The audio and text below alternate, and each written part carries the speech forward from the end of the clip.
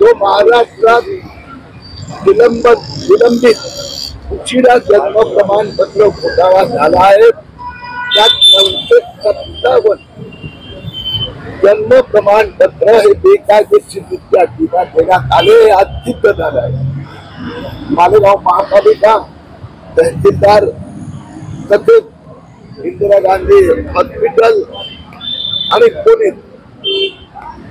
त्याच पद्धतीने जे हेल्थ डिपार्टमेंटचे ऑफिसर या सगळ्यांमध्ये आता सारांश असं निघाला की तो अधिकार नसताना 950 जे जन्म प्रमाणपत्र देण्यात आले त्याची चौकशी भिवंडी महानगरपालिकेच्या माध्यमातून हे 950 या 2 ठिकाणाहून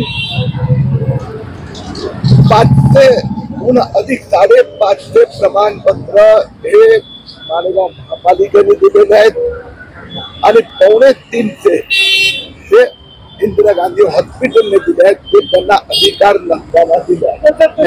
नोंद करावी लागते, पहिल्या नोंद रजिस्टर मध्ये आली की नंतर प्रमाणपत्र दिले जाते। तर 1 वर्ष वयापर्यंत त्यांना अधिकार आहे, फक्त 21 दिवसाचा, पण यात 1 वर्षापेक्षा अधिकांना दिले गेले।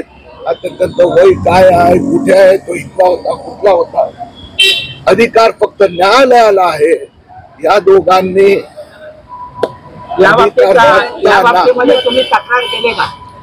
आज आम्ही आता पोलीस स्टेशनला तक्रार केली, सगळे पुरावे दिले आहेत, पोलीस त्यांची चौकशी करणार, प्राथमिक चौकशी झाल्यावर मग पोलीस पुढची कारवाई ठरवणार।